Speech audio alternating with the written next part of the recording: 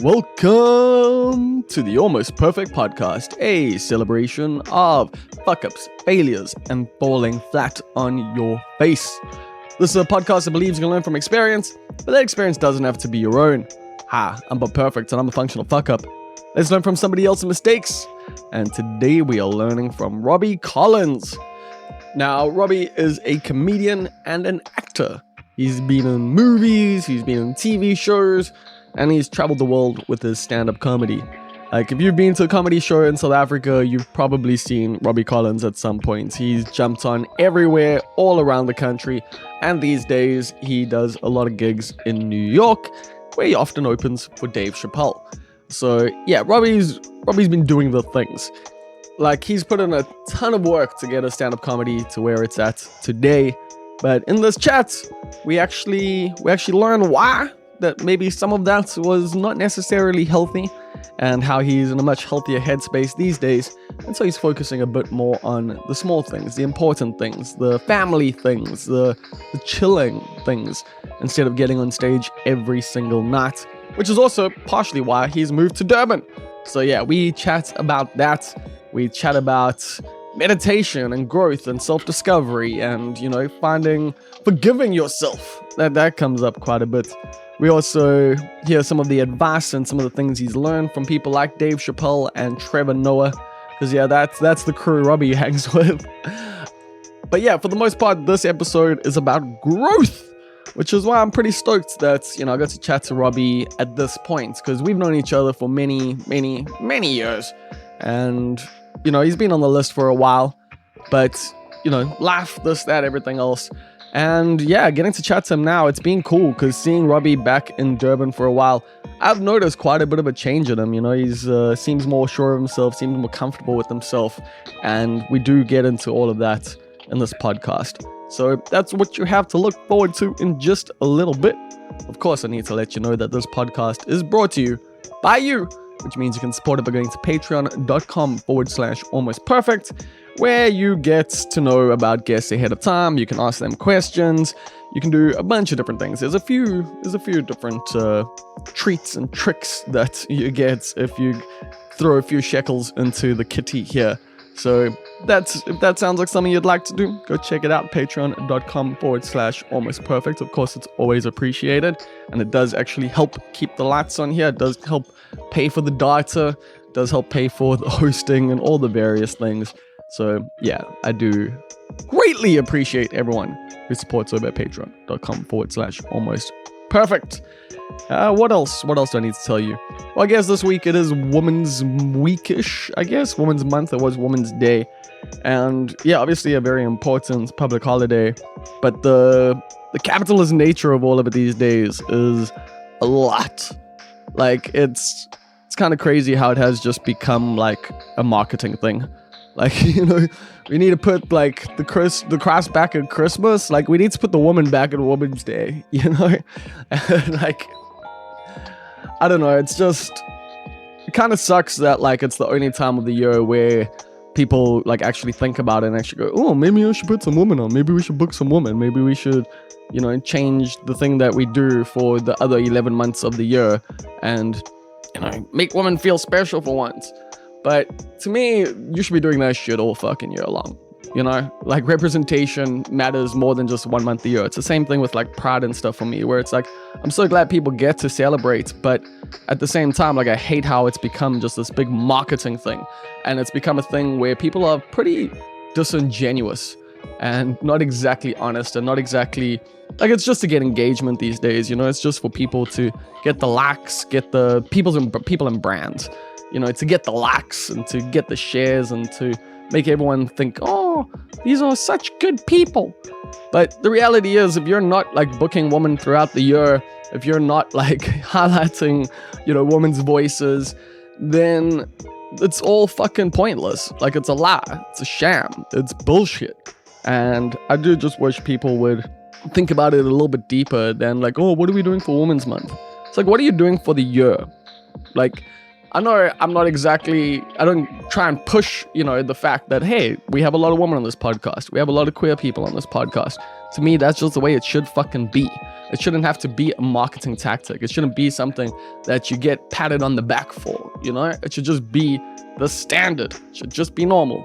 So, yeah, that's just something I want you all to think about a little bit. If you are one of those people who, once a year, it's like, oh, shout outs to the woman in my life, whatever. It's like, well, show them that, a bit throughout the year. And maybe we could actually make a real difference. I don't know. Anyway, that's all I got to say for you in the intro here. We'll catch up with you at the end. But right now, it's time for the Almost Perfect Podcast with Robby Collins. So how are you living, Robby? What up, Bob? I'm living well, bro. I'm in a good space. I can tell, bro. Like, since you've been back, like, it seems like there's actually been quite a big, like, shift in your life in general. Not just like, more success, but you seem more comfortable, more confident, just more at ease. Totally. I feel like the pandemic was the start of it. Learn to meditate. Learn to survive without comedy. Are you on the TM vibes or just regular meditation? No, just regular meditation. Okay. I was on this app called Aura. Okay, I know of Aura. You know Aura? I use Medito, but yeah. Yeah, I first started with Headspace. Yeah, but then that shit feels like a scam. Yeah, it feels like a scam and the graphics feel very adolescent. So I was like, I don't want to do this shit anymore. Then I got into Aura, which is cool because in the beginning with the meditation, I could only meditate for maybe a minute, 2 minutes. Like it was so hard to switch off my mind. Now I can do a 20-minute. Sick. Yeah, like, and do you do it daily or? Daily. I got to start my day with meditation. Meditation, then workout. Even if it's a light workout, but I just feel like I need to do something for my body. Did you read any self-help books in the pandemic? Because like I've got a similar morning routine, like meditation, yoga, journaling, and then, breakfast, start my day. I read all of Maya Angelou's books, actually. Oh, shit, that's like 9 books. Yeah, dude, she's a fucking great storyteller. And Maya Angelou, her whole life is incredible. And I've always been drawn to biographies because I have dyslexia and school was difficult. But my mom being a teacher, she realized that what they were giving me to read wasn't interesting me. It wasn't interesting to me. So she was like, okay, cool. This guy wants to read. It's just difficult. So then she started bringing in books like Jim Carrey, Eric Cantona, Robin Williams. Oh, sweet. And that's the first time I actually heard about stand-up. Because in Robin Williams' autobiography, he talks about doing stand-up. Yeah. Then it started playing in my mind. But biographies have always been my go-to thing. A great book I read as well was, I'll give it to you, you'd love it. It's Every Interview Muhammad Ali Did. Oh, that would be fun, yeah. That dude had a way with words. Bro, but it shows like his prediction as an amateur fighter, just won at the Olympics and then going into professional fighting. And he just has this confidence. Then he finds Islam. Then he goes to this period of white men as the devil. And then he goes to Mecca and he realized that Islam is all races and this healing process. It was great. There's even an interview Hunter S. Thompson does with him. Oh, that must be sick. That must be pretty fun. But Hunter actually didn't interview him. He was just around him. He was just doing drugs around Muhammad. Oh, and whilst Muhammad spoke. Yeah, and he says like Muhammad Ali says to him at the end of it, it's like, young man, I know you're going through some stuff, but Allah will always forgive you for whatever you're doing. Just come over to the bright side. But like those kind of books for me, I'm a big nerd when it comes to history. I'm with you there, and also like comedy history. Like I've read like everything. Like I read like all the different books. But like for me, one of the most fundamental ones is How to Talk Dirty and Influence People by Lenny Bruce. I don't know if you've read that I've yet. Heard of that. Yeah, dude, that book I read like. So, the infamous splashy set that I did where, like, I got pulled off stage and all of that. I was there. Yeah, so I'd been reading that book beforehand. And I took mushrooms the day before and was like, yeah, no, we're going for it. That's so funny. I remember that day so well. But you know what was dope about that day? How brave you were. Well, I appreciate that. No, because it was like Easter Sunday. There was church in the same tent. Like I didn't know that though. I didn't know that. Like I didn't know it was Easter Sunday, obviously. And I was like, well, it's not my religion, and like we can play with that, like, and because it's also how monolithic, Christian culture is, and that's like it is open for mockery in certain ways. And I was also like, I think a lot of comedians, start off like wanting to prove a point. Like, Right. like every comedian's like a failed pastor, essentially. Right, Like, right. you want to just get on stage and have your platform. And for me, like I'd been through like a religious phase, and then I was like in my anti-religious phase, and I was like, I'm gonna Ricky Gervais this shit, I'm gonna like, and that is the kind of guy I was thinking of at the time. These days, I'm not super into that, but like at the time, I was fully just like, yeah, I want to be this rabble rouser who just pokes like people's like sore spots. You know what I think it is? I think it's you're too young. Mm-hmm. I remember I started at 21, and I remember trying to do a joke about being heartbroken, and the audience is looking at me like, bruh, just shut up. You have no idea what heartbreak is. And there's something in maturity, and not something in when you look at a person, you go like, oh, this person's lived. Mm-hmm. Immediately you shut up and listen. Like I find myself listening to an older uncle than a professor a lot naturally, because this person looks like they've lived and hasn't just read all this stuff. Exactly, they've come to the conclusions through experience. Right. So you probably just came across as an angry kid. Yes, 100%. Who's rebelling instead of a person who's like, no, I've seen the brighter side, and I'm trying to bring you to the brighter side. But I remember seeing that because I was like, shit, Bob's bombing right now, but he's continuing. And I was antagonizing motherfuckers. I was like, yeah. But I also learned from that, like, the role of the comedian is also dependent on the gig and stuff.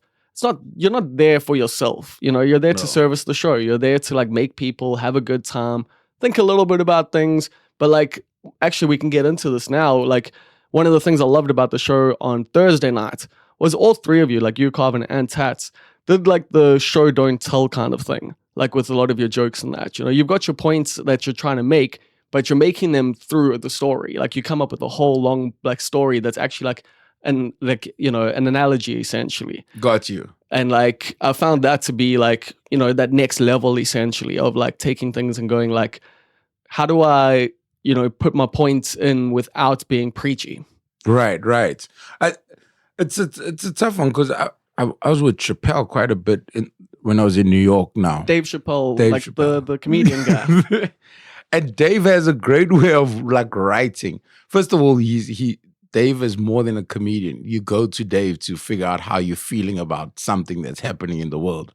And then he kind of packages it for you and goes, here you go. This is what's happening.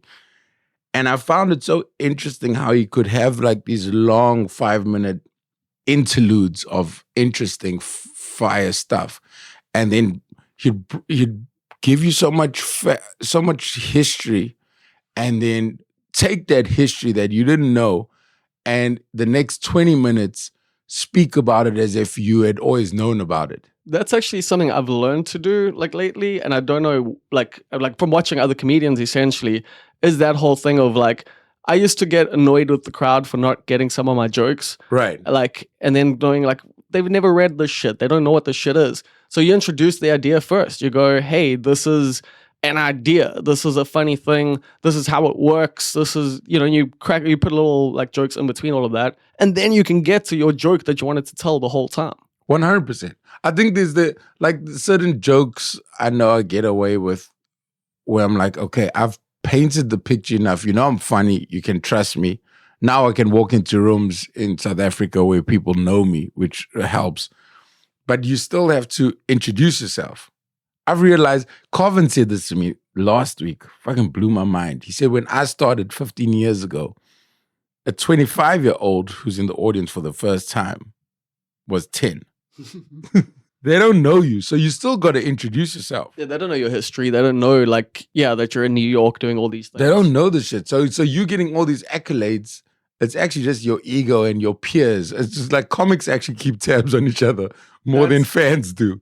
100%. You know what I mean? Like so many times I see people post like shitty gigs to show they're working, but it's not really for their fans. It's just to show comics like, yo, I'm working every night and I'm doing something. And then you go to these gigs and you see the dudes and you're like, But what are you working on? Yeah, you know what I mean? Like this is literally just show and tell. But it's interesting how you develop. And I feel like that my development off stage has a lot to do with what's happening on stage.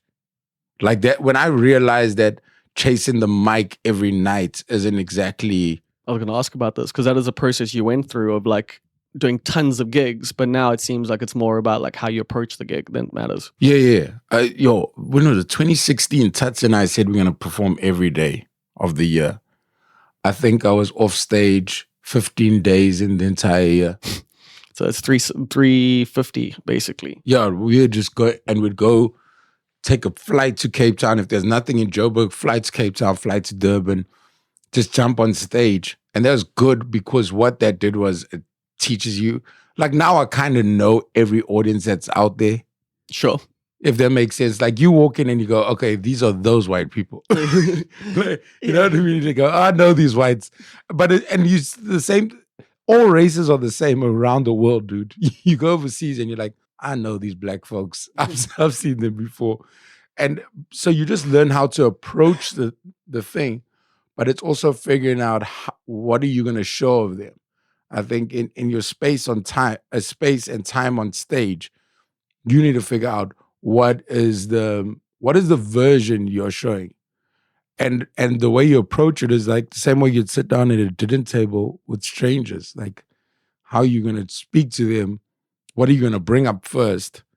You know, when do you know when to say a thing? Going back to Thursday. I mean, there's lots of different strategies with that as well. Totally. You can come in there and just like take over, or you can just feel your way through the thing. Thursday show, what made it special was you had like 3 comedians all seasoned on top of their game. And the room was full of love. Like that audience was genuinely, there's something special between comic and audience alike that made that night magic. Because you could feel the thing. Like I could feel it on stage. I could feel it coming off stage and watching my colleagues. And I was just like, something's happening here. Bro, it felt like that's it. Like I went afterwards and like I did say it was probably the best comedy show I've been to because I've been to lots of comedy shows that have been great. Big laughs, everyone has a good time, you know, the audience is on board and stuff like that. And like it works, you know, it's a good show. But that did feel special. Like it just definitely did feel like a moment, like a piece of history almost. Oh yeah, 100%.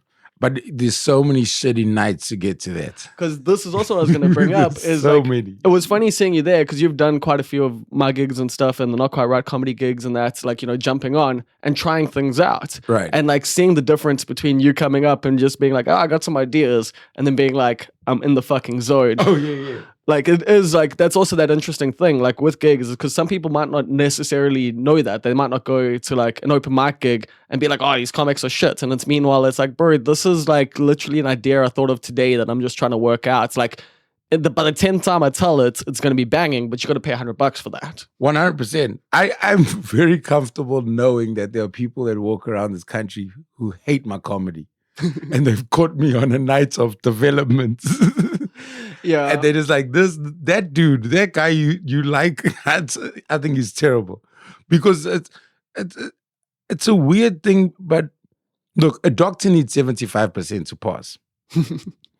As a comedian, even on the night where you're doing your best shit, you might not hit 100%. No. And you just got to understand that. And I think people don't get that. People assume that each comedian that walks on stage needs to make them laugh. It's okay if you don't laugh. Like, it's really all right. It's not for you always. Like, that's 100% the thing. But that's also a thing as a comedian that you need to get comfortable with. And it's something that, like, I feel like I've at least had above other people in some ways, like earlier, I guess, was just the whole thing of, like, understanding that, yeah, your thing's not for everyone. Oh, yeah. Oh, yeah. And once you get the hold of that, like, mentally, everything becomes fine. Because now you're just like, okay, I'm on my path. And you don't get distracted by the audience and you don't get distracted by other comedians. Because other comedians can go on stage and I don't want to say easy because I don't think comedy is easy at all. But some people can have jokes that are more relatable to the general audience than your shit. And you just got to understand that, look, it's going to take a bit longer. Well, it's also, you just got to figure out ways to make it relatable. Like, 100%. You just got to figure out. It's like a relationship. I'm in a relationship now, and you just got to figure out, like, okay, cool. Do you have to argue all the time and prove you right, or do you have to just say, okay, cool, no, maybe I can do better? Or sometimes you go like, hey, you hurt me there. No, Yeah. actually, I'm on the right here. Just hear me out. You know what I mean? It's just a give and take. Because at the end of the day, it is a relationship. It's a relationship that you're having with 100 people at the same time. And you got to feel out, how does this person feel? Oh, there was too much. Or sometimes you're like, okay, I'm going to do this joke because I have majority of them. I'm going to leave you 10. Yeah. And I'll come back to you, but just give me 5 minutes. And it's just, you just got to bounce back and forth. But it's really the self-awareness of, am I talking shit, or am I just not being heard? I think a big thing, and meditation has helped so much with that stuff. Like, because you're more in the moment, you're more in the present, you're more like in the room. 100%. I don't think, like, I think about my comedy, but when I get to my gig, for those jokes, I'm not thinking about that. I'm literally taking in whatever's happening in that room and feeling it, because the other thing is, you can't be selfish. Like, each room has its own soul. Exactly. And you just got to go, how do I fit in this equation tonight? Like, sometimes walk on stage and I'm just like, okay, I'm going to do hard shit because this room is that. Or you go, okay, cool. Or it's, you've seen everyone before you like suffer and you're just like, well, fuck this crowd. Like, yes, it's such a tough one, because like sometimes you can say fuck the crowd and you don't realize that you just had a bad lineup in front of you. yeah. You know what I mean? And that's probably F&B calling. I owe something. Oh, not for a corporate that they owe you. Eh? No. No. So I think like meditation's helped me so much. I'm in a very good relationship. I think. How long has that been going for? It's 4 weeks, 4 months, but it's pretty much a year, but officially 4 months. Oh, snap. Okay. That's cool though. So you guys were like kind of dating a bit, but just talking, like really close friends. Snap. Nice. Really close friends. And then I think we both knew, but it was just like, I don't want to go too much into it, but she's like the person who I'm with, she's very in tune with herself. Okay. And when you meet somebody who's so sure of themselves and so sure of where they're going, it makes you want to be sure of yourself more. Like I relate 100% because I'm in a similar situation. Right. Like her energy and the way she looks after herself makes me want to look after myself more. You know what I mean? And it's pretty beautiful because it's like, I realize it's like, I can't come in here, even though I thought I was in a good space, in good journey, but when we made it official, it's like, I can't come in here with my bullshit and disrupt your thing, because your thing looks so good. Like, obviously she has her days like every human. Yeah. But I was like, you look so okay by yourself that I can't, you know what I mean? It's like, you don't need, like you're good without me. You're good without me. I've got to make sure I'm good for this thing to work, which has made me like dig deeper and just kind of make sure that I know what I'm doing. And I think when you start making those decisions, I still got a long way to go. When you start making those decisions, I think it carries on to more parts of your life. Like if you go, okay, cool, how am I approaching work? Now I'm dating. She was with me in New York, and in New York, you're doing 4 or 5 shows a night. But I was like, no, I'm in a relationship. I've got to give myself 2 nights off. Definitely. To be with my girl in New York, you know? So it's learning those things. So then your time management, okay, cool. I need some time for myself in the day. So I need to wake up earlier, do my meditation earlier, work out. So when we spend time, I'm not feeling like I'm missing out or I haven't given myself enough time of my own. But it's also, I think, like, with relationship stuff, obviously that's evolved over time and that, because like I think both of us haven't necessarily always like been the best in relationships. Right. Like, you're right. Oh yeah. Oh yeah. I was a fucking player of note. I did not give a shit. It's the first, and the truth is I don't think I like myself, Bob. I think I was running away from stuff. Yep. And in my early 20s, well, my mid 20s, dude, like I was so terrible to like women in that. And it's something I've like really worked on like as much as possible. Like, you know, just, and that was from rejection in school and various things. Like I was acting out based on, you know, various different insecurities that I had and that. And also reading books like The Game and shit like that, where it teaches you like, oh, you must be shitty to women so that they like you. And like, cool, they'll fuck you, but you're not going to actually get the love that you want. 100%. Every relationship I went into before this one, I always, and please believe me, I'm not speaking bad about any previous girlfriend. I always didn't think it would last. I just thought it's something that's for a certain amount of time, end up wasting their time, wasting mine. And that's a recipe for disaster. So when you're entering a relationship going, this shit's not going to work, you're not going to try, you know? So you just sit back and let the other person do all the work. But it's figuring out and running away from so many different things, whether I was running away from family problems or running away from myself. It was girls, and then also running to the comedy club, which ended up being a plus because the shows got better. But then when the pandemic happened, then I was like, oh shit, okay. My identity's gone. Yeah, well, who am I? Do I even like myself? Like all those important questions, because you're relying on strangers to make you feel good about yourself. Then when that shit's gone, you're like, yo, what are we doing today, Rob? Like, what would Rob actually like to do?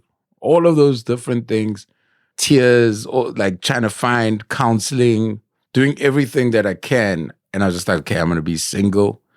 And then when this came along, I was like, okay, cool. You know what? This seems perfect. This seems like a person I want to spend the rest of my life with, and entering that. But it's weird. It's like this and my family and the people around me is more important than comedy at the moment. That's good, actually good to hear. It's like comedy is third now on my list, maybe fourth. And for the longest time, for 15 years, this shit's been number one. And it's all you were chasing.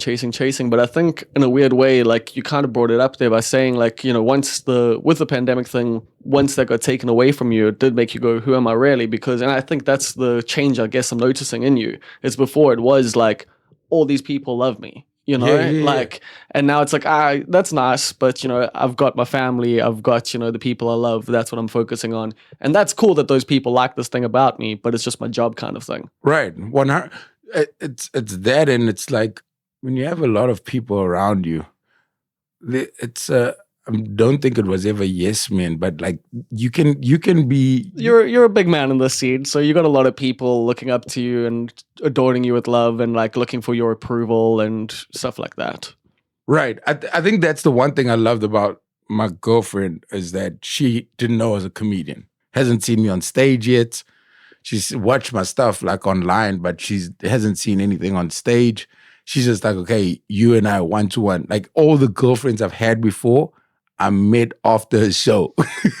Oh, so that's already like so already had a halo around me. Yeah, the power imbalance is fucked from the get-go. 100%. And I've also entered it wrong because I'm like, oh, I'm the dude.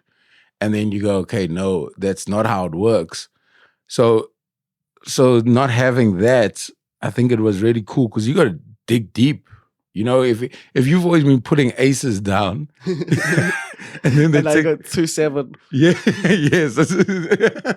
So it's like, okay, cool. So who the fuck am I in this whole thing?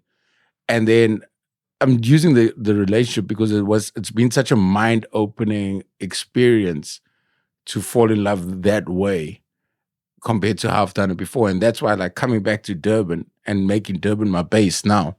I've been in Joburg for 13 years.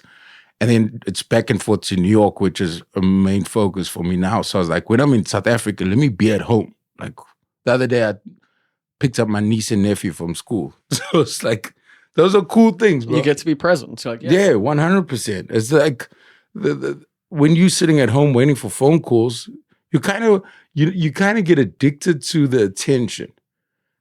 So now you killing, you're doing well, you opening for Chappelle in New York, you come back home, and then you're like, okay, so who's gonna call me and let me know how dope I am and offer me money?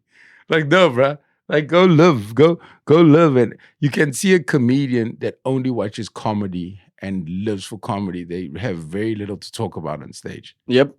Very little. Because they got no life experience, really. Like, I No, mean, dude. their experiences of being on plane. Like, that's why every comedian's got like a fucking joke about planes and traveling and stuff like that. It's because they spend a lot of time on planes. They spend a lot of time in airports. They spend a lot of time in hotels and like comedy clubs and stuff like that. You know, Right.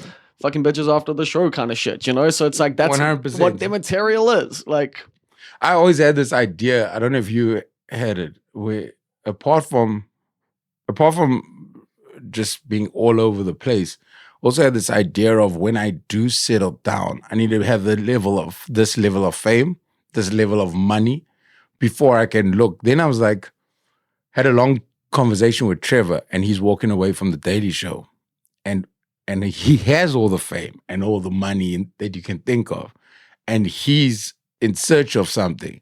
And I was like, oh, this thing I'm chasing, when I get there, it's still not what you want. You're still going to be trying to find the answers. And also, if you with the right person or the right people around you, they're going to roll with you. You know what I mean? Like life is happening. I'm 36 now. I was like, so when exactly are you waiting for this thing to happen? All those things change. So now it's like decisions I'm making. Do I want to do the gig? Do I want to do the gig? Whether I'm rocking up there and not getting paid, do I want to do the shit? And what else is there on offer in the day? You know, it's like I've missed a lot of loved ones' weddings, birthdays, because I was just like, I'll go to the gig. And sometimes the gig wasn't even paying. I was just like, I don't want to be here. Because I realized this. Comedy was there before me. It's going to be there after me. And in the same breath, I think when my career got well, when I realized how replaceable I am, and at the same time, I'm special. Sure. So you just go, we all are. We're all special. We're bringing something unique to the table. Like, yeah. 100%. But we're also replaceable, dude. Yep.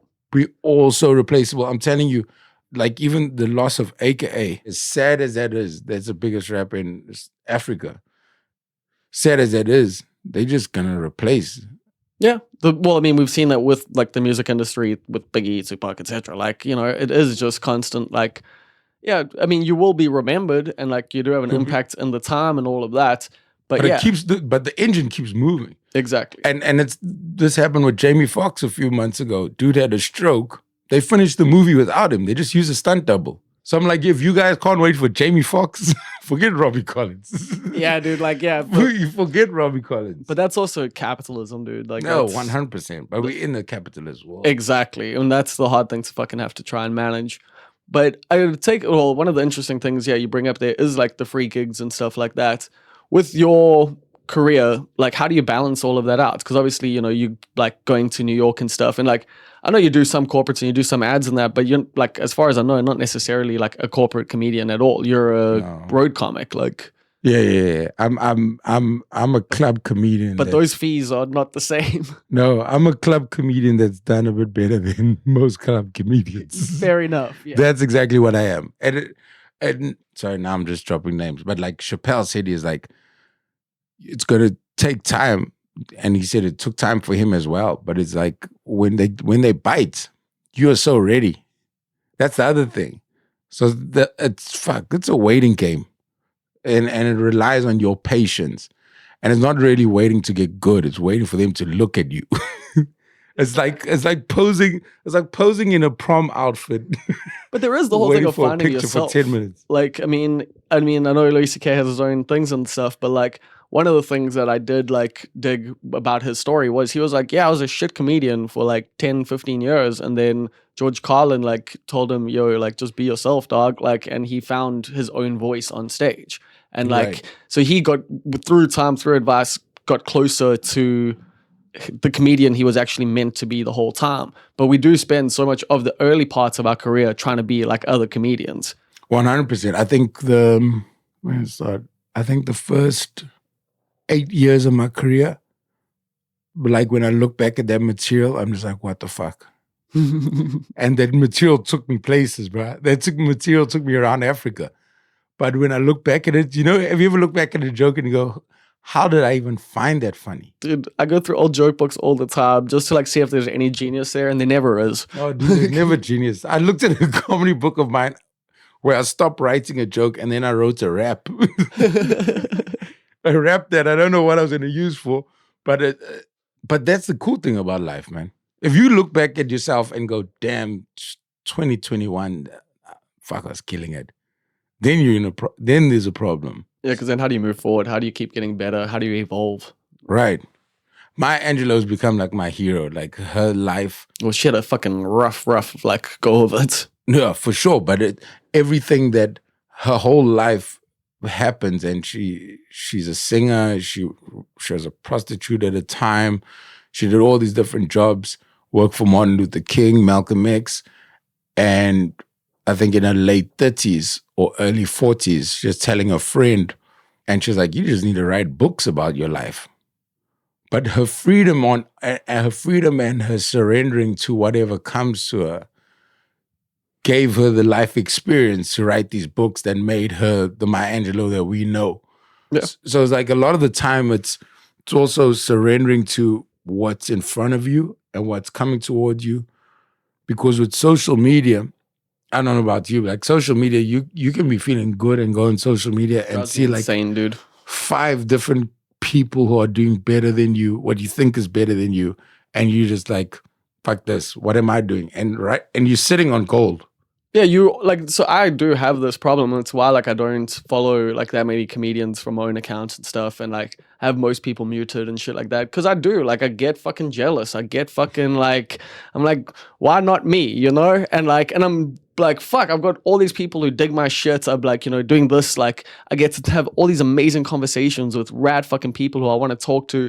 I get to, you know, I've got a great girlfriend. I've got amazing friends. I've got a fucking good life. Right. And there's me being like, well, why don't I have that? And it's like, I've got all of this. Like, it's so hard, but it's so hard to even see that shit. It really is. Like if you're not sure with yourself, like you'll get jealous of an open micer. I promise you, bro. You'll get jealous of an open micer doing a corporate at his dad's company. Fuck, that's too real. You'll literally, I think it's just in life in general. It's all these different things that one needs to start figuring out, and also levels of success.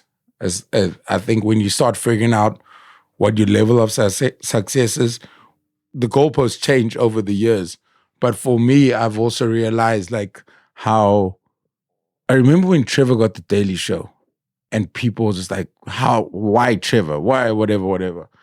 And people were so angry at Trevor getting a gig they didn't even know existed. They didn't even know that race was running. And they're like, what? What do you mean you want a gold for hopscotch? How come I didn't know about the hopscotch race? So it's like, you got to be so sure, because with the change of times, social media has already presented so many jobs, bro. When we started, you started what? A year after me. Yeah, about a year or 2, yeah. Dude, the jobs that exist now for a freelancer, they weren't around. You know what I mean? So the progression of a new act, of a new fashion designer, of whatever it is. Oh God, like for us, like the whole, like we're lucky as well, because that's also the thing, like with open micers, you know, they're posting their sets online and it's just like, buddy, bruh, friend, guy, like this isn't necessarily the stuff you show people. This is the stuff you work on. Yeah. But that's that hunger to be seen. Like I need to post more because I have a lot of gags that I can just throw out there. But I mean, but do you need to? Like, do you feel that need? Like, because your career, you know, is doing fine without, like, you know, having to, like, a lot of other people have to post like a video every single day, and you know that's how they're getting their name out there in that, because they're not getting on the stages you are in that. So like, right, surely with you being, you know, someone who's able to just get booked, even, you know, if you're not posting every day or like not even posting about the gigs and stuff, like surely, like, do you feel like you actually need to be sharing that stuff? I still feel like I need to. Just because as much as I've done in comedy, like many people don't know about it. The average person doesn't know. Some people get excited because they've just seen me on TV, and then there's a fan who will like quote a joke and some stuff like that. Sure. But social media, it's moving so quickly, and I still have the old mindset, and I still kind of live by it. But I'm trying to involve or incorporate more of what's happening now. I go, okay, make your shit hot. Get into the clubs, get the respect of the comedians, the bookers, and all those things. And then people come along and the money comes along, and then it's worldwide fame and all that shit. Which kind of worked for you? I feel like that's gonna work. Like, I'm really not in a rush. That's the other thing. Like, so many times, like, people like, do that. And I was like, I actually don't want to do the thing. That's my whole thing with a lot of like the content stuff. I'm just like, I don't want to, like, I can, but that's also, it's figuring out ways to do it the way you want to do it, really. 100%. And there's people on the internet that I think are fucking hilarious, bruh. Like, there's some accounts that I follow, and I'm just like, yo, I don't know how you can, bro. It's like, I don't know how you're going to get this on stage, but also, do you even want to be on stage? But whatever the hell you're doing, like, you hilarious. You are hilarious. So just trying to figure out, and I think a big thing for me is like, if whatever I'm going to do, and it's my decision of what I'm doing, I need to make sure that I'm being Robby. Like, I can't. Exactly. Not just chasing the trends. But I've seen some people's social media content, and I'm like, you are reaching. And it's like, that's not you. Like, I've hung out with you. Like you went for a course on social media. Literally. And right now, Skillshare does not sponsor this podcast. Yeah. It's literally like, yo, you are trying so hard. So for me, I'm just like, nah, I love the aspect of live. The live performance. If I could, I'd just be a touring comedian, spend all my time with my family, and once a year, if I feel like it and I like the script, do a movie. I promise that is it for me in life. And whatever magic and whatever else happens and comes to me that I like and I didn't know existed, I'll do it. But I don't feel like I need to do everything, because I feel like when I do that, look, there's one side that says I'm a procrastinator, which I know I am. My mom's a big time procrastinator. You and me both, don't worry. So sometimes I go, okay, that's procrastination. And then other times I go, that's just pure laziness. And then I also go, but do you really want the thing? You know, but I always start with procrastination because I know I'm naturally a procrastinator. And it's not just with work, it's things in life.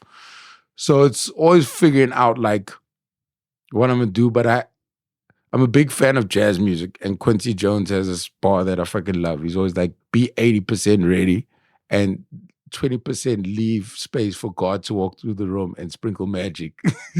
So when I was talking to you, I was like, oh, who am I? Right now, I don't know if Bob's going to be down with it. I get the whoever you believe in. That's the thing. I can I've got my own ideas of God anyway. So like I get what I get the metaphor essentially. Right. Because I feel like, fuck man, my cousin was at the show on Thursday, and he was like, a lot of people at the show on Thursday. Lex was there, Quincy was there, but yeah. He was like, yo man, did you and Carvin prepare the thing at the end? So Carvin goes and I come on stage, and we're just talking shit, and Carvin's rapping, and he's like, did you prepare? I was like, no. We know each other well enough to respect and have the chemistry.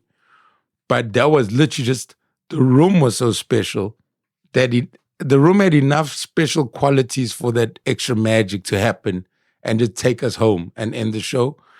But that's what made it dope. It's like, and it's also the failed raps of Carvin's career, like, when he was younger, and yours at Kitchener's, like after shows. Like, there's like, you've sucked enough at this thing that like now that in this moment it all just comes together. 100%. So yeah, it might not be the practicing of the actual night, but your whole life is just setting you up for shit that you don't even know you're gonna need eventually at one given time in your life. It's wild because I remember like dropping out of high school and getting teased for not having a matric. DHS.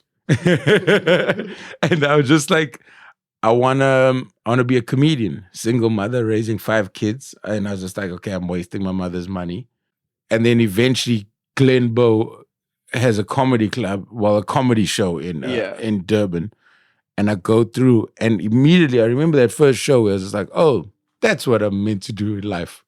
But was it also like for like everyone that kind of starts comedy, you went and then you're like, oh, I can do it better. Oh yeah. Oh yeah. I started with a lot of shitty comedians. Not mentioning any names, No, but the ones that are shitty aren't still going, basically. Right. But the cool thing is, like, with the group of comics I started with, they took to me immediately because they're like, they were doing it, but when I came along, they were like, oh, this guy's doing it. Like dudes who weren't the best comics, but great people like Lil Paul Cowan.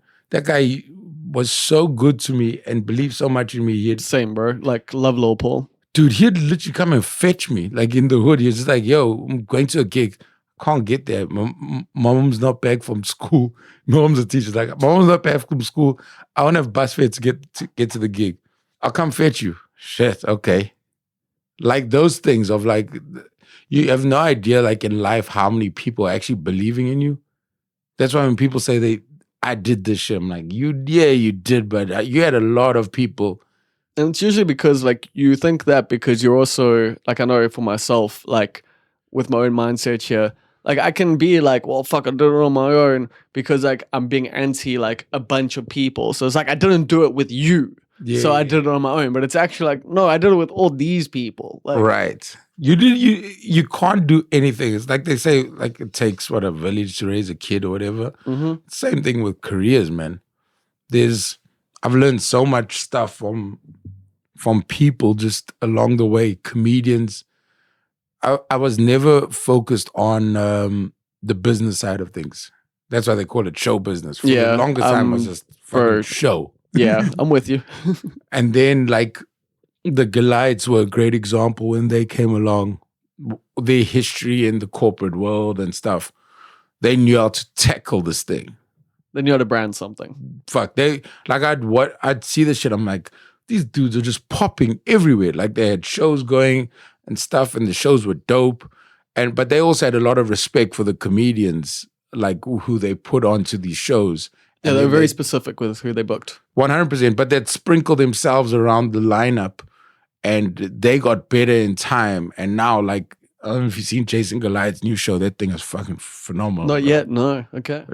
Jason Goliath's show is incredible. So it's like those kind of things. Like those dudes, I started before them, but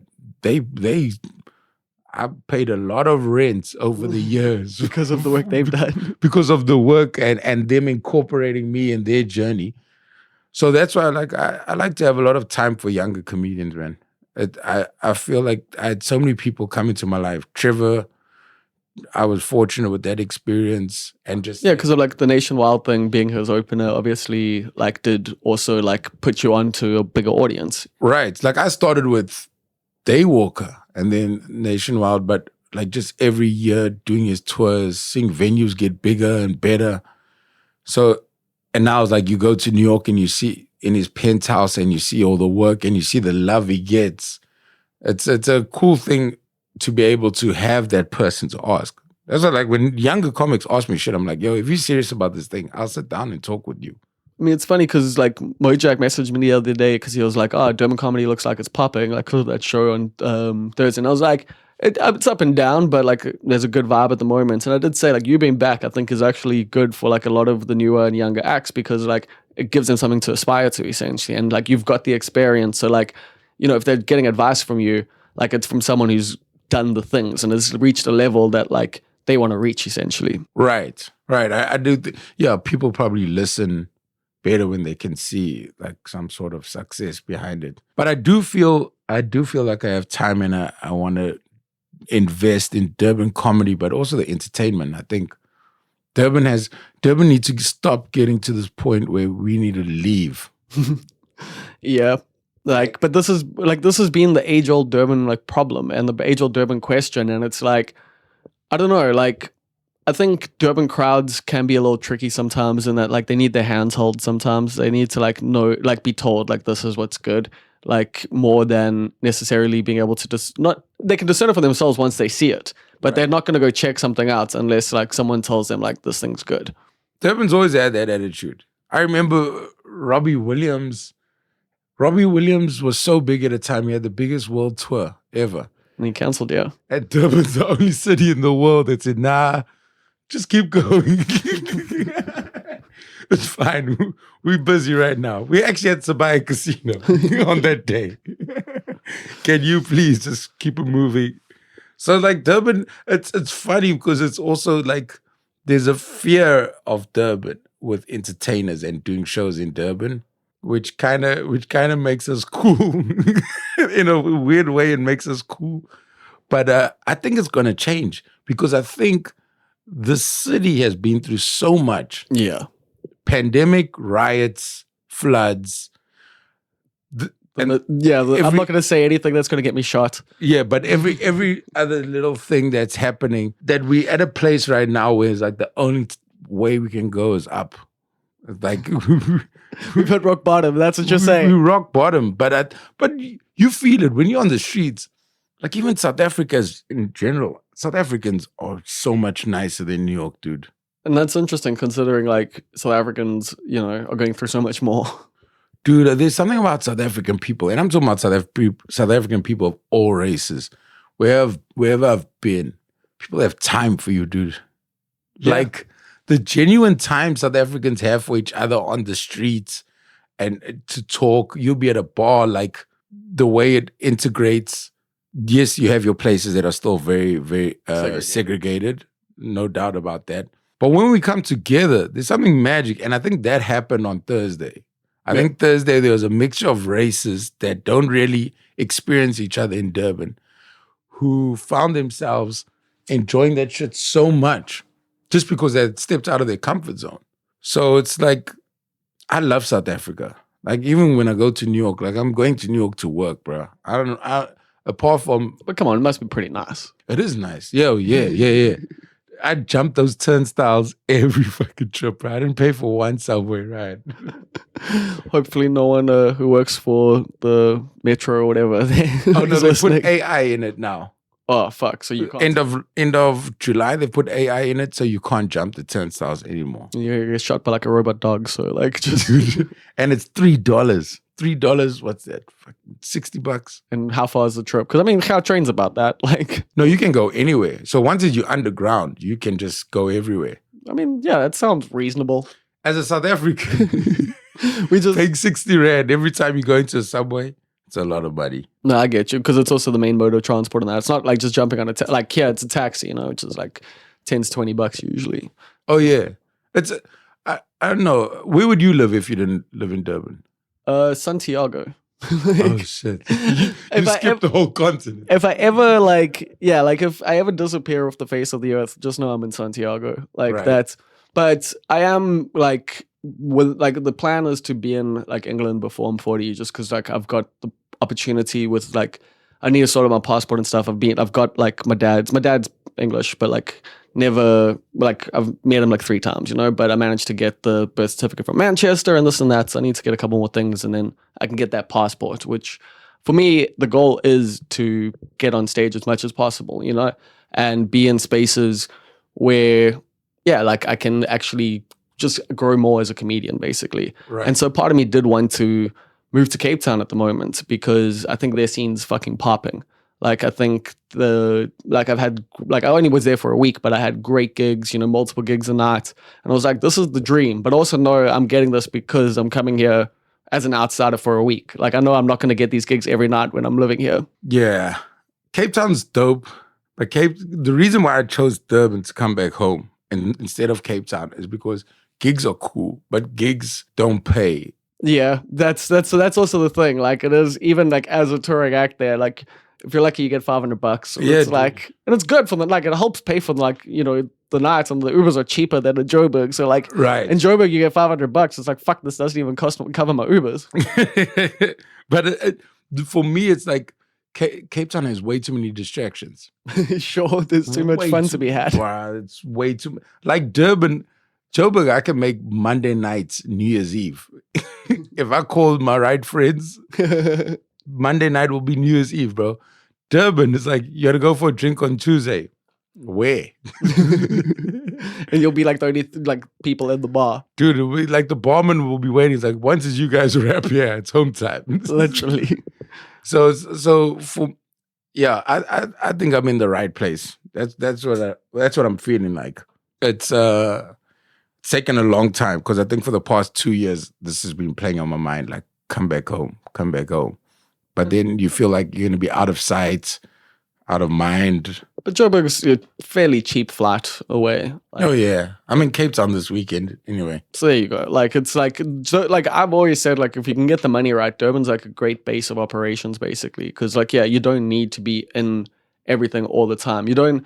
So even speaking like what you're saying earlier, like about like not taking gigs and stuff like that. Sometimes, like I just don't always go to gigs. Like even if like if I'm not on the bill, like there's a big tradition in comedy to go to gigs whether you're on the bill or not. Like it's part of the culture, it's part of the vibe.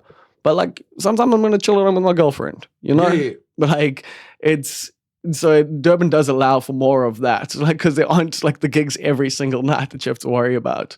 100%. Also, the other thing with the chilling at gigs, I think a lot of it is just comics who don't want to be at home alone. Like a lot of it is just like this person shouldn't be here. And so you can see it. Like I think I treated it like that for a bit, and I got away with it. Where it was just like I'm just having fun, and not. It's where you feel comfortable. You got Yeah, it's cool. It's there's drinks, there's girls. It's a vibe. I think when life starts happening off stage, the pursuit of escape into a comedy club kind of dies down. Where it's like, no, I want to watch a movie, man. It's like, I was actually watching a documentary on Jake Paul. I saw it's on Netflix. I haven't watched it yet, but like, I don't think I'm going to. But dude, it's pretty. I don't want to watch anything that makes me like the guy. So like, fuck that. That's the thing. It's just so strategic. I think like with cancel culture and even jokes in general. Let's get into it. Let's get the soundbite. Let's go. Can I pee quickly? Yeah, we can put this on pause. Okay, so cancel culture. What? I think it's starting to backfire on us, actually. In terms, I think it's being weaponized by people who are actually, canceling people, like with right-wing stuff and this and that. Like, I don't know. I think it's for me, like, I don't dig the no, you can't do this, like, attitude of anyone ever. Right. Like, whether it's on my side or not. Like, I do believe discussion is the way forward. I do believe, like, obviously protest and stuff is important. And, like, but I do think, like, a lot of the time people coming for people's livelihoods and stuff, that's going to make that person more reactionary. Like when you, like, even like someone like Chappelle, like, I feel like the backlash against him made him go, fuck you more. And, like, I don't know, that whole situation, like, I don't dig the jokes. Like, I don't. So I don't dig a lot of the trans jokes. And I talk about that openly. Like, I love Chappelle for many different reasons, but I haven't enjoyed his current phase of comedy in that. But at the same time, I'm not going to be someone who's like, no, you can't say that. I'm going to be like, yeah, that was fucked up. Right. Like, right. And no, I'm with you 100%. Like, I don't agree with everything, even like what a friend would say on stage. 100, bro, that's the big thing. It's but I still know the person means well, and it came from love in that point, and you know what I mean? But like we're saying, going back and looking at old jokes, should have said before, I was like, first of all, some things I just didn't find funny, but some stuff was like, I don't feel that way.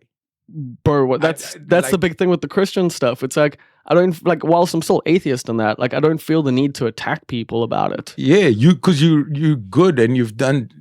I think we cutting out a lot of good people for innocent mistakes. Good people can make horrible mistakes. And so I do actually agree with you on this, where it's like I look at my own life and like the capacity for growth and the capacity like for myself.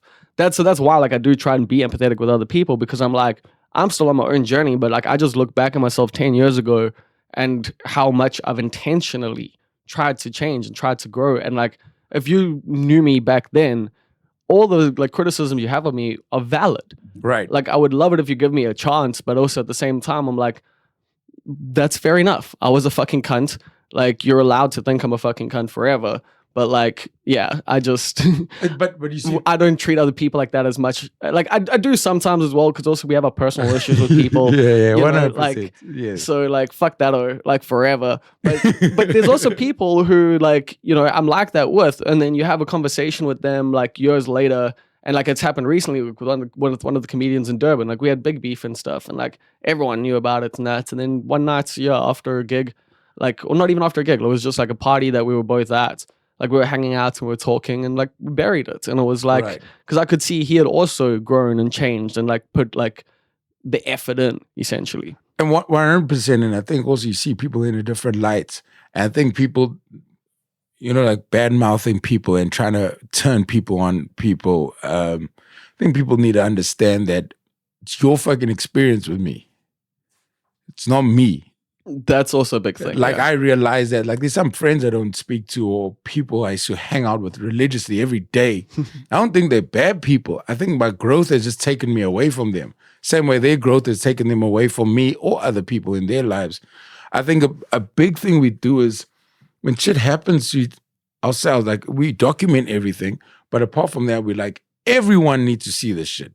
And you need to all feel the same way. Yeah, I've been very much someone who's been guilty of that. You know, like, I've been like, fuck this shit. Why doesn't everyone else also see it this way? People just like, that means nothing to us. But I also think people, you know, if you look at Malcolm X, right? If Malcolm X died at 25, he would have been known as a house burglar and a pimp. You know what I mean? So it's like the change, and if you cut out that person at 25, if you cut out Maya Angelou at 21, she'd be known as a prostitute.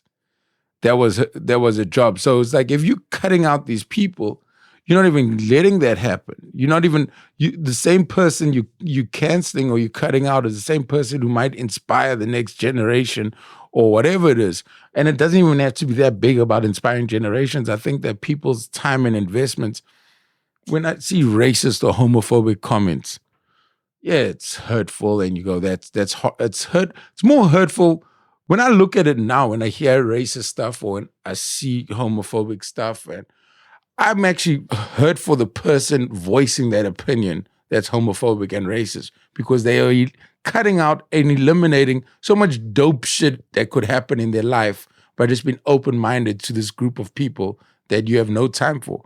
But the problem is when people hear other racist things and they go, fuck that guy, where does he work, blah, blah, blah, whatever. Then you go, yo, man, I can tell you now, in South Africa and around the world, but in South Africa, these people that cancel something that's homophobic or something that's racist, it's almost like they getting so angry at some shit that's happening because it's out of their home. And it's also a thing they can control. Like, you know, you can't control the actual societal injustices against. I mean, so is one of the problems with, you know, people expressing these views and going unchecked and stuff, is that it does contribute to a broader culture that's homophobic and racist and stuff 100. like that. But when redemption, but I'm saying, no, that's fine. I'm totally with you. But my thing is redemption, because I know so many people who have dads, moms, grands who say some racist shit or homophobic shit, but you still love them. You still know that your dad is not that person. You know what I mean? You still know that your mom's not that person. I've heard, and this goes throughout households, and I'm not talking about just racist white people. Man, I've heard K words being dropped by colored people, Indian people. Fucked up. Bro, going get a Uber ride with an Indian O can be interesting sometimes. And they'll say it to you because they think you're not black, so you're cool with it. You're like, no, what are you talking about? It was like, I thought it was only white police who did this. No, bro. It goes hard. So people hear this shit in their households. They hear the different homophobic slurs and stuff. But you still know the goodness of a person, so you can stick around it. And you can also try and educate slowly. You know how it is with the I grandparents. think most of our generation's done this with our grandparents. Yeah. Totally, but you don't even slaughter them in one go. You go, hey, don't say that. That's not cool. What? They don't like that anymore? No, they don't. They never. It's also, but like maybe what about this? You know, like yes, and then you say, don't say that word, and they come up with the new racist word. Like, how did you come up with this shit so quickly? But my point is, like, I think it's an easy way to dismiss a thing. It's an easy way to turn your back on a person and go sort your shit out. But that's not changing the next thing. No. Well, that's my issue with it. The system is staying intact. All you're doing is getting a lot of people with Wi-Fi that are upset.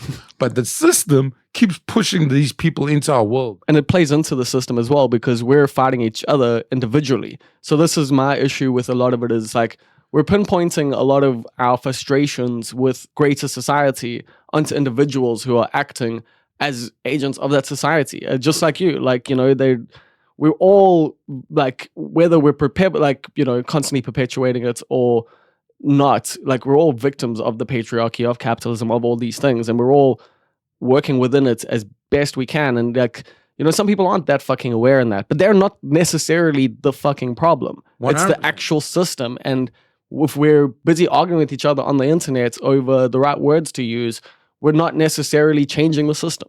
Dude, 100%. I see it in America, man. America don't give a fuck about their people. Like when you see all that racist shit come from America, like when I went down south, I totally got it. I don't agree with it, but I go, you guys are living like shit. So the fear you have of any black person becoming successful around you is terrifying because you're like, yo, you guys are meant to look after us. How are these dudes beating us?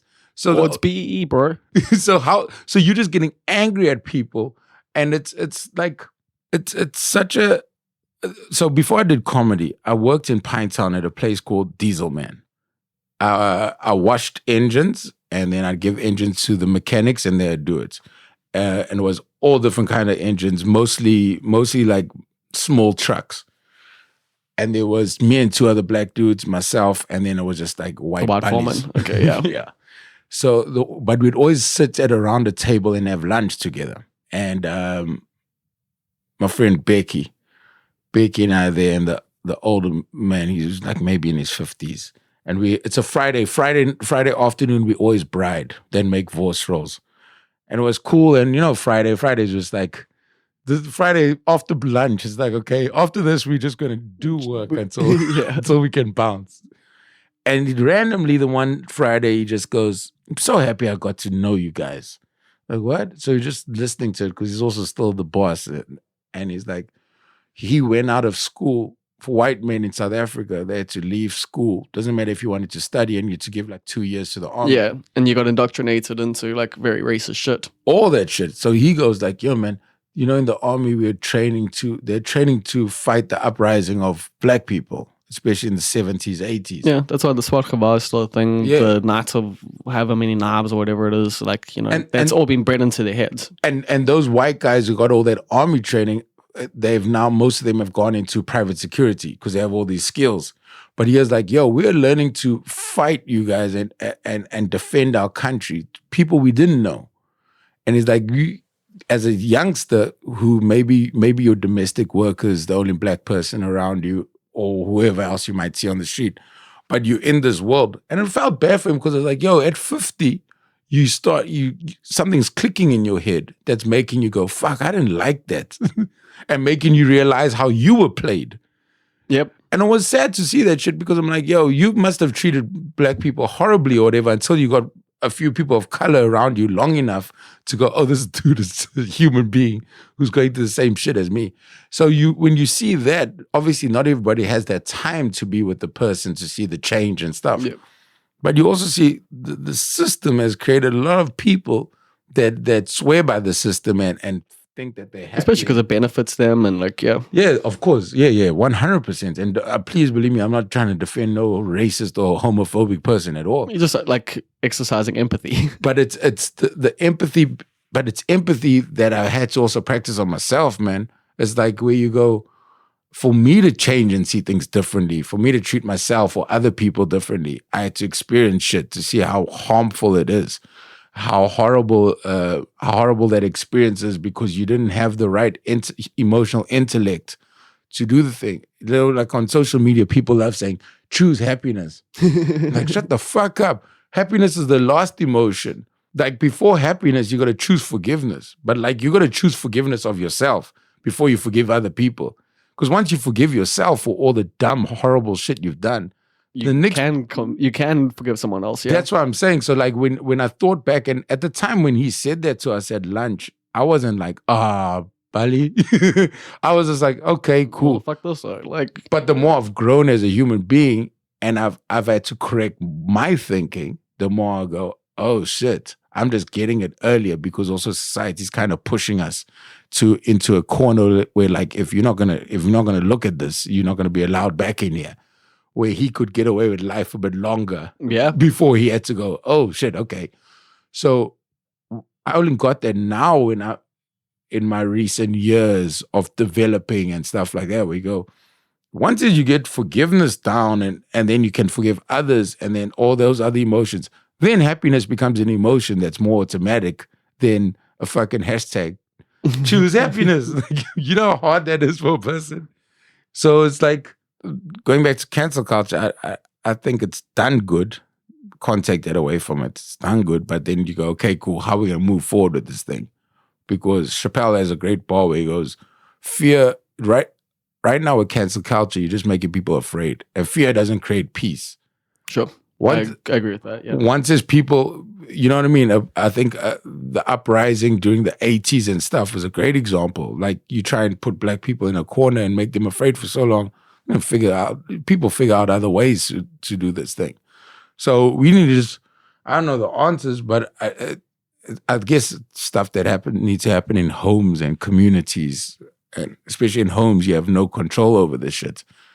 But it's like, our approach has to be differently, especially in a country that is still very much in the process of healing and forgiving. I mean, it's like, I don't even know if it's healing. Like, you don't even know if it's healing. Like the wound's still pretty open. Like it's dude, the wound is open and like I have a joke about it, but it's like sports teams that kind of mend that wound and then the shit pops open again. So that's why I feel like I want to be home in Durban, but I also feel like Durban in a way needs me, and I think I need Durban. Yeah, like I feel like I need Durban in going forward because it's a great base. You know, hide and seek. We go, once a day, I block myself. I feel like that's so you can come return to like, block yourself, basically. Yeah, it's pretty much that. And it feels that way. Like, I don't know if you feel that when you go to Joburg, right? And then you go to Cape Town, you do a string of gigs, everything feels like it's just fucking moving around you. And then you come home and you get off the plane and you just drive past the ocean. You're like, oh, all right. Yeah, it's like, this is nice. Like, this is like, I'm glad to be back. Like, most of the time, yeah. And it feels like I don't have to do that now. Like, there's very much that feeling of like, that thing, I'll see you to it tomorrow. Like, let me just be. Which is very Durban. Like, It is. I guess that's how people look at it when you put on a show to sell tickets. It's like, I'll catch the next one. This guy looks like he keeps doing shows. Okay, cool. We're going to wrap it up now with one question I ask everyone at the end of the show. What is a big mistake you've learned an important lesson from? Shit. Yo, I thought the conversation was deep and then you hit me with another one. Like, there's been a few things you've mentioned, but yeah, like anything in particular that stands out. I think the worst thing I think I is expecting people to treat me better than what I was treating myself when I wasn't even treating myself well. Okay. I think that was a eye opener. Expecting good in your life when you're not even trying. And where do you think that comes from? I know. I don't want to say it's hatred, but it's definitely neglect of myself. Okay. Yeah, because like a lot of time where I was like, no, I like myself, but obviously I didn't. Now that I look back at it. But you're projecting that because that's what you want. Yeah, it's like expecting stuff. It's like expecting a girlfriend to be faithful and you not being faithful. You know what I mean? It's that that horrible way of behaving or looking at stuff. And I think it also goes into my career, expecting to be on a certain point, but also not doing the work or not being professional about shit. And it's also like, so one of the things you kind of mentioned that's been sticking in my head since you mentioned, like, you know, being jealous of an open micer whose dad booked him for a corporate and that, is like a lot of this is luck in some ways. And a lot of it is just like, you might get a gig because someone spoke to you after a show. 100%. Like there's no like actual like, yeah. Like, yeah. I have a production company that's called Fourth Core Productions, because for the longest time I'd get corporates if 3 people canceled. So it's like, it's all those things. And I don't know, like a lot of I agree with you. Luck, you can call it luck, you can call it magic, divine intervention, whatever word people have come up with over the years. But it's realizing that, and also realizing the thing I'm saying, like expecting good for yourself when you're not even trying. Yeah. Is just being real with yourself, man. Being real, like you can be like do you hate them, or do you hate like that you're not doing the thing like enough? Yeah. Do you hate that you've wasted time and you're not ready for that thing? Because there's another thing about trying to get opportunities and praying for shit or whatever you're doing, and then you get it and you completely fumble it. Like if somebody gave me $1 million at 25, I think I'd be dead. Oh, fucking 100%, dude. I'm not even doubting that. Like I'd be dead, bro. By the end of the month. You gave yourself a month. I promise you, dude. I was such a. I live life with rage. I relate to that, dude. Like so hard. And the rage could have looked soft at times or whatever, but it was intense. It was like when depressed, intense depression. When happy, intense happiness that led to drugs or alcohol, and like I fucking did the thing. But one thing I know is my biography's gonna be dope one day. That's one thing for sure. Like whenever some shit happens to me, I'm always like, yo, I can't wait for you guys to read this. Yeah, that is a way I see my life actually, is like would this go well in a book? Oh, 100%. I honestly believe, like, obviously some people aren't even goody two shoes. Like some people just are fine with just walking that line. Yeah, they're not interested in the other stuff. And they do it beautifully. They don't hurt nobody themselves. They good with it. And then there's others that need to fucking experience it all. Like now when I go on stage, there's so much of life that I've touched that I'm just like, ask me anything. I'm gonna give you something about it. I've dated the yoga chick and got spiritualistic and done cocaine at the same time. Like you know what I mean? It's all those different things. But I think for me, with all of that shit, I'm just grateful for where I am right now. I can see, because the older you get, you see how many people who deserve better didn't get it. Yep. And somehow you're still in the race. That's mind blowing. And also the other thing, hard work don't mean success. Well, yes, like we know that in South Africa, especially. Yeah, bruh. It's like how many like entertainers have a horrible way of looking at life where they just go, I've worked hard and I've given my best. I should be this big person. When you think about it, how many people work jobs where you don't even meet your boss? You work your butt off until 65. And then they give you this measly allowance that they call pension. And then they just if you're lucky these days. If you're lucky. And then they go, okay, well, thank you for your hard work. Bounce. So yeah, the world which I'm in, I feel like I'm trying to create it more than just let it create itself around me. I think that's the, like, paying attention to what I'm stepping off stage into. Sweet. Thank you very much. That's a great place to end. Thank you, my brother. I appreciate you. Same, bro. So that was Robby Collins, man. What a great chat. I'm super stoked. He's been in town and was able to come and chill in the studio, and we got to do that one face to face. Because yeah, man, Robby, as I said, is someone I've known for a very long time, and we've both grown like a hell of a lot, and it's cool to connect again at this point in our lives. I think, as you would have heard, like, you know, a lot of similarities, few differences. Like, I've never opened for Dave Chappelle or anything like that. But yeah, you know, like the meditation thing, the fucking, you know, learning to forgive yourself, learning to become more comfortable with yourself, and acting out less because of it.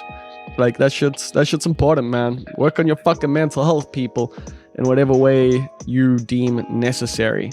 And personally, yeah, I do recommend meditation. I do think I meditated this morning, and I do it fairly regularly because it does just help you focus, help clear the mind, help remind you that you might have a bit more control over your response to your thoughts. You might not necessarily, you know, have that much control over your thoughts, but you can choose like whether or not you let those thoughts control you. And that's something I've just learned from meditation. And so yeah, I would put it forward there. Like, I would say, if you've never tried it, for me, I use the Medito app. It's free, it's open source, it's, you know, it's donation based. Basically, if you want to donate, you can. And they've got, like, you know, obviously like Headspace and those kind of apps hold your hand a bit more, but I think Medito's got a great range in that. And like, yeah, they've got a good, cool little 30-day challenge thing that you can do, and it does all the different little meditations throughout. So I do, once again, I highly recommend meditation for anyone, because yeah, I think in general, most people, like, once they start meditating, do see a difference, do see a positive difference. Obviously, some people make it their entire fucking personalities, and that's whack, but you know, they think they're more zen than thou, like, because, oh, you know, I meditate, I do yoga, I do all these things, whereas for me, it's like, they're just healthy things to fucking do. Like, they're just good fucking things that allow you to be more at peace and be more in touch and be more present. And yeah, we obviously had quite a bit to say about cancel culture there. And I don't know, man, I hope it gives you something to think about, depending on wherever you are, because I do feel like whether you're left wing or right wing or whatever, like, or even centrist, which kind of means right wing, just so you know, everyone's trying to fucking cancel everyone. Like, I mean, not everyone, obviously, but like on the internet and that, it's like, I mean, I still remember with Deep Fried Man, like how the right wing in South Africa canceled the fuck out of him. Like, he stopped doing comedy because he was just like, I don't want this fucking smoke no more. And like, it's just funny to me that a lot of the time the people who do complain about cancel culture are on the right. But it's also, I do think the left probably needs to learn some better fucking tactics. Like, I don't think they're working, people. I don't think ostracizing people and fucking, like I said, like targeting individuals for societal issues is probably unproductive. Like, we need to obviously shift structures. We need to impact laws and stuff like that. So, you know, if you want to have an actual impact, you know, fucking go sit on a city council or something, you know, apply, like, you know, run for office, fucking become a lawyer. Just, there's so many actual, like, on the street ways that you can do something other than just, you know, going on the internet and being like, oh my god, this person said this thing, did you see what they said? We must ruin their fucking lives now. Like, because what about the shit you've said? You know, you've never said anything that could get you fucking cancelled? I highly fucking doubt that. Maybe you didn't put it on the internet, but let's be real here. Let's be honest. Let's have an honest chat with ourselves here about the fact that, yeah, we've all done fucked up shit. We've all said fucked up shit. We've all made mistakes. And it's kind of crazy, just like, yeah, with the amplification of the internet. And with, you know, how it makes people feel good about themselves. It makes them feel like they've done something because they call someone out on the internet. But rather do that shit privately if you know the person or whatever. And if you don't know the fucking person, you probably don't need to get involved. Like, to be completely honest with you. Like, just report the fucking tweets because it's probably on Twitter. I'm not never calling that fucking platform X. It's Twitter. So, and yeah, if people are saying like fucking out of pocket shit, it's probably going to be on Twitter, since Facebook and that still has content moderation. And I do think like the fucking racism and all the heavy shit that's on Twitter these days is a fucking problem, but that's because of the moderation. Like, targeting individuals there isn't even going to be helpful because it's so fucking predominant now, and that's just because of the policies at the fucking top. Like, that's, I mean, obviously also the people at the bottom doing the fucking things, but they wouldn't be able to do the things if, Elon Musk hadn't just gotten rid of fucking moderation, basically. Under the guise of free speech, man, free speech. But whatever. Cool. I think, you know what, that's enough. I'm gonna head on out soon. Don't really have much else to chat to you about today. Like, things are pretty good. Like, been hanging with my girlfriend a lot. We've been talking till the early hours of the morning for this whole week, basically. Like, we were just chatting, man. So that's been fucking cool. Someone tried to book through the Not Quite Right website, tried to book one of our comedians, sent them the quotes. They didn't get back to us. But hey, at least I know the website works. At least I know people are finding it. And yeah, if you want to book me or you want to book any of the other Not Quite Right comedians for your private function, or you want to book all of us for your pub gig or something like that, hit us up, notquiterightcomedy.co.za. That does bring us to the shoutouts, and as of course you obviously know, each and every single week we give shoutouts to the titular titles tier over at patreon.com/almostperfect. $10 a month gets you shouted out on this podcast. So shoutouts to Rousseau, storage clerk of Subtle Heresies in the Lesser Overberg region, Russell Grant, the Far East correspondent, Neil Green, the Key Group, Karan Sleman, the Almost Perfect hedge fund manager, Riz Ventura, the director of purchasing, Karan Chetty, the assistant to the regional manager, Kath Jenkin, the inevitable ruler of the universe, and Queen Swifty, and Stephen Olivier, our executive producer. Big thank you to Damien Root for the bed music and the intro, and shout outs to you for listening all the way through to the end. I'll catch you on the flip side.